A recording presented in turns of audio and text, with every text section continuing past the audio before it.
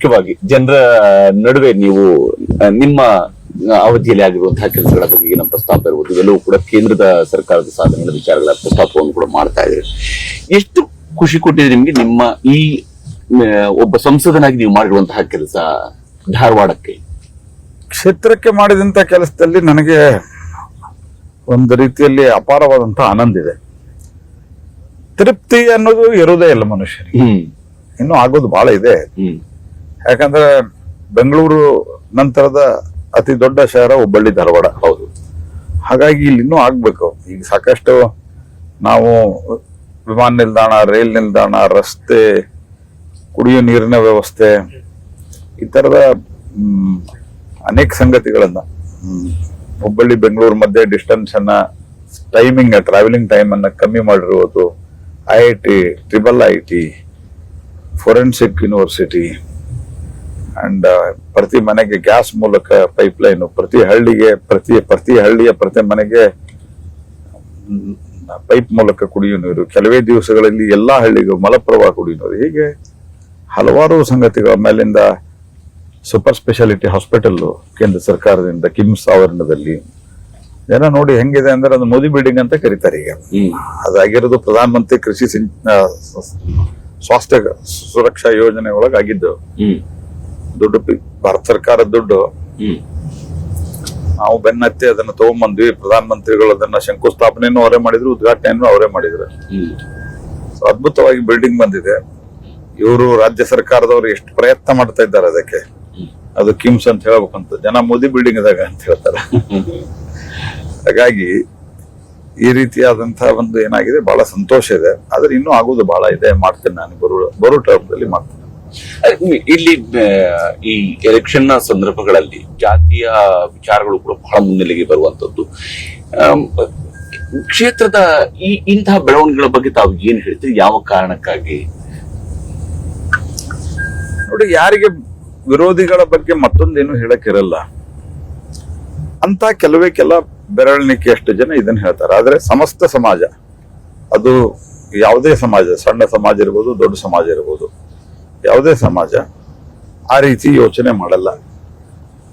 ಅವರು ಯಾವತ್ತೂ ಲಿಂಗಾಯತ್ ವಿರೋಧಿ ಅನ್ನುವಂತಹ ಒಂದು ವಿಚಾರ ಅಥವಾ ಅವ್ರನ್ನ ತುಳಿತಾ ಇದ್ದಾರೆ ಅನ್ನುವಂತಹ ಮಾತನ್ನ ಹೇಳ್ತಾ ಇರುವಂತಹ ಆರೋಪಗಳು, ಇದು ಯಾವ ಕಾರಣಕ್ಕೆ ಬಂತು?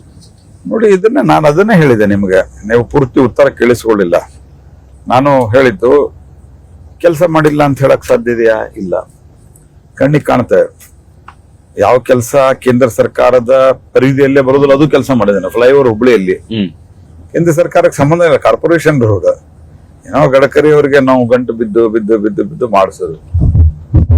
ಹಾಗಾಗಿ ಕೆಲಸ ಮಾಡಿಲ್ಲ ಅಂತ ಯಾರು ಹೇಳಕ್ ಸಾಧ್ಯ ಇಲ್ಲ. ನಾನು ಗುರುತಿಸುವಿಕೆನೆ ಜನ ಆಯ್ತಾ ಒಬ್ಬ ಕೆಲಸಗಾರ ಅಂತ. ಹಾಗಾಗಿ ಅವ್ರಿಗೆ ಹೇಳಬೇಕೇನು? ಜಾತಿ.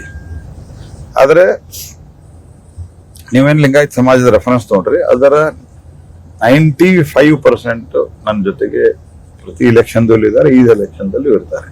ಮತ್ತು ನಮ್ಮ ಕ್ಷೇತ್ರದಲ್ಲಿ ಇರುವಂತಹ, ನನ್ನ ಲೋಕಸಭಾ ವ್ಯಾಪ್ತಿಯಲ್ಲಿ ಬರುವಂತಹ 4 ಜನ MLAಗಳು ಲಿಂಗಾಯತರು. ನಮ್ಮ ಪಾರ್ಟಿಯವರು. 2 MLC ಇದ್ದಾರೆ, 2 ಲಿಂಗಾಯತರು.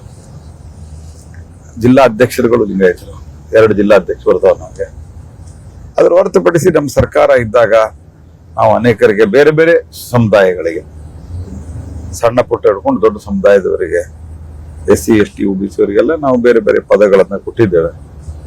ಹಾಗಾಗಿ ಎಲ್ಲ ಸಮುದಾಯದವರು ನಮ್ಮ ಜೊತೆಗಿದ್ದಾರೆ.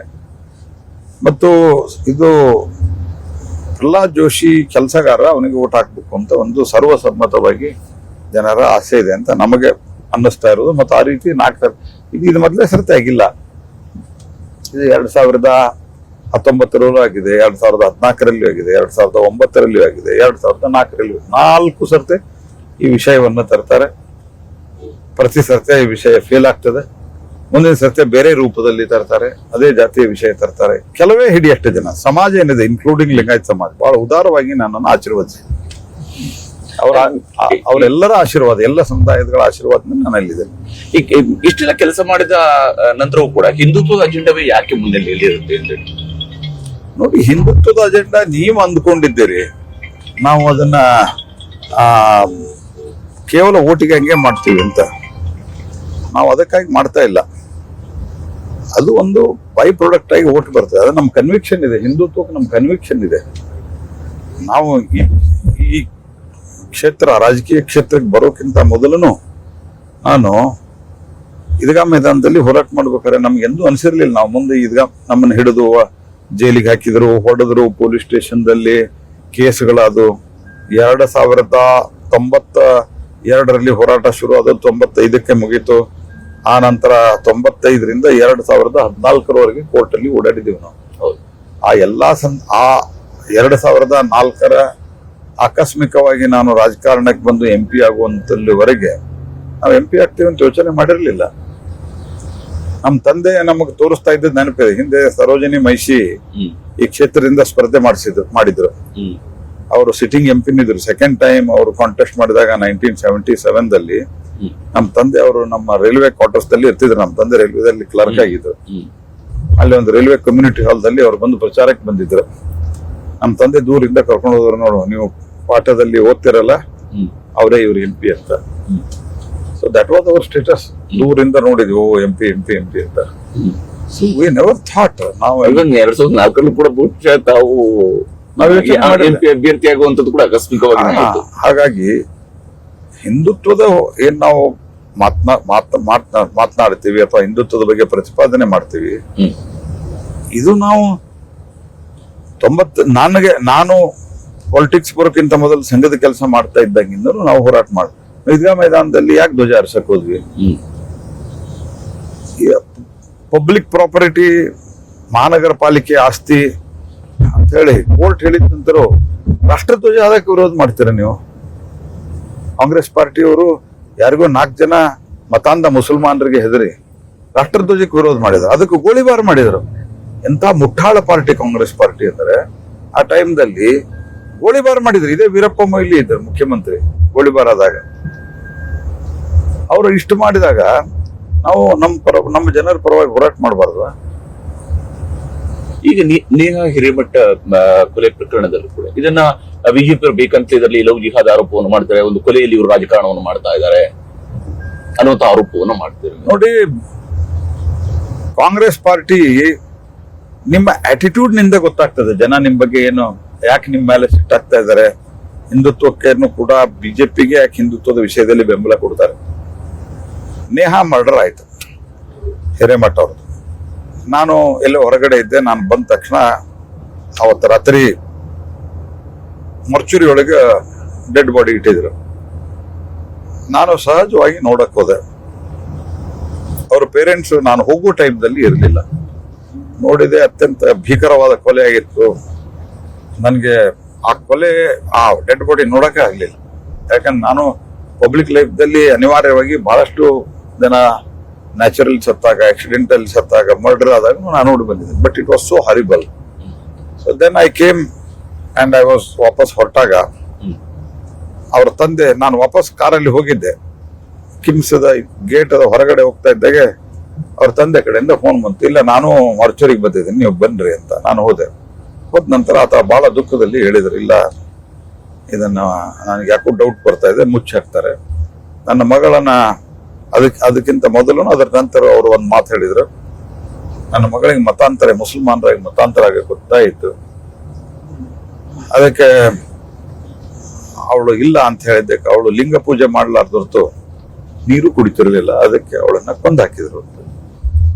ಅವಾಗ ನಾನು ಇಮಿಡಿಯೇಟ್ ಆಗಿ ಒಂದು ಅಲ್ಲೇ ಪ್ರಶ್ನೆ ಅವ್ರು ಇದ್ದು ಎಲ್ಲ ನಿಮ್ಮ ಚಾನೆಲ್ ಸಹಿತ ಅಲ್ಲ ಅದರಲ್ಲಿಯೂ ಬಂದಿದೆ. ನಾನು ತಕ್ಷಣ ಹೇಳಿದೆ, ಒಂದು ಫಾಸ್ಟ್ ಟ್ರ್ಯಾಕ್ ಕೋರ್ಟ್ ಮಾಡಿ ಮತ್ತು ಇದನ್ನು CBI ಕೊಡಿ ಅಂತ.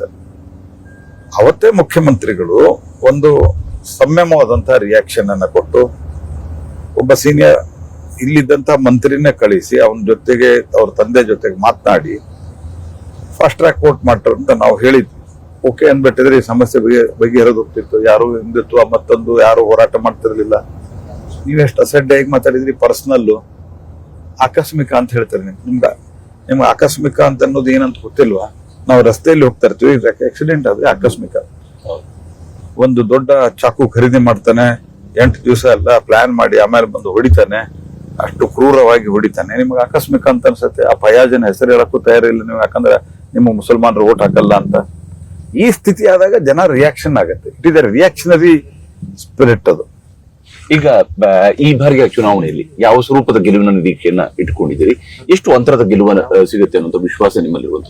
ನಂದು ಪ್ರತಿ ಇಲೆಕ್ಷನ್ ದಲ್ಲಿ ನಾನು 4 ಸರ್ತಿಯಿಂದ ಏನು ಸ್ಪರ್ಧಿಸಿನಿ, ಪ್ರತಿ ಇಲೆಕ್ಷನ್ ದಲ್ಲಿ ನನ್ನ ಮಾರ್ಜಿನ್ ಜಾಸ್ತಿ ಆಗಿದೆ. ಈ ಇಲೆಕ್ಷನ್ ದಲ್ಲೂ ಹಿಂದಿನಕ್ಕಿಂತ ಮಾರ್ಜಿನ್ ಜಾಸ್ತಿ. ಕರ್ನಾಟಕದಲ್ಲಿ ಬಿಜೆಪಿಗೆ ದೊಡ್ಡ ಟಾರ್ಗೆಟ್ ಅನ್ನ ಕೇಂದ್ರ ಬಿಜೆಪಿ ಕೊಟ್ಟಿದೆ. ಅದನ್ನು ಎಷ್ಟು ಮಟ್ಟಿಗೆ ಕರ್ನಾಟಕ ಬಿಜೆಪಿ ಯಶಸ್ವಿಯಾಗಿ ಆ ಗುರಿಯನ್ನು ತಲುಪುತ್ತೆ ಅಂತ? ನಮ್ಮ ರಾಷ್ಟ್ರೀಯ ನಾಯಕರ ಅಪೇಕ್ಷೆ ಏನಿದೆ ಅದಕ್ಕೆ ತಕ್ಕಂತೆ ನಮ್ಮ ರಿಸಲ್ಟ್ ಬರ್ತದೆ ಅನ್ನೋ 100% ನಾವು ಕಾನ್ಫಿಡೆಂಟ್ ಆಗಿರುತ್ತೆ. ಅಂದ್ರೆ 22ಕ್ಕೆ 22 ಕೂಡ 28ಕ್ಕೆ 28 ಬರುತ್ತೆ. ಥ್ಯಾಂಕ್ ಯು ಈಶ್ವರಯ್ಯ, ನಮ್ಮ ಜೊತೆಗೆ ಜಾಯ್ನ್ ಆಗಿ ಮಾತನಾಡೋದಕ್ಕಾಗಿ.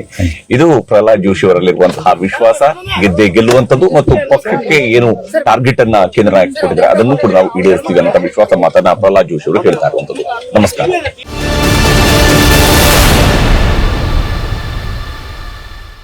ಕನ್ನಡಿಗರ ಮೆಚ್ಚಿನ ನಿಮ್ಮ ನ್ಯೂಸ್ 18 ಕನ್ನಡ ಈಗ ವಾಟ್ಸ್ಆಪ್ನಲ್ಲಿಯೂ ಲಭ್ಯ. ಕರ್ನಾಟಕ ಮತ್ತು ದೇಶ ವಿದೇಶದ 360 ಡಿಗ್ರಿ ಸುದ್ದಿ ವಿವರವನ್ನ ನೀವು ನಿಮ್ಮ ಕೈ ಬೆರಳುಗಳಲ್ಲಿಯೇ ಪಡೆಯೋದಿಕ್ಕೆ ಈ QR ಕೋಡ್ ಅನ್ನ ಸ್ಕ್ಯಾನ್ ಮಾಡಿ. ನಮ್ಮ ಚಾನೆಲ್ ಅನ್ನ ಫಾಲೋ ಮಾಡಿ, ನೋಟಿಫಿಕೇಶನ್ ಆನ್ ಮಾಡಿ.